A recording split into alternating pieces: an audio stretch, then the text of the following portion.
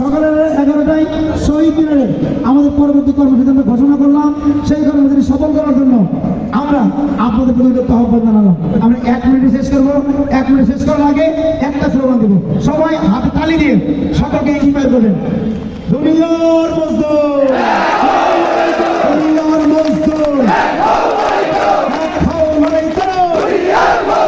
দুনিয়ার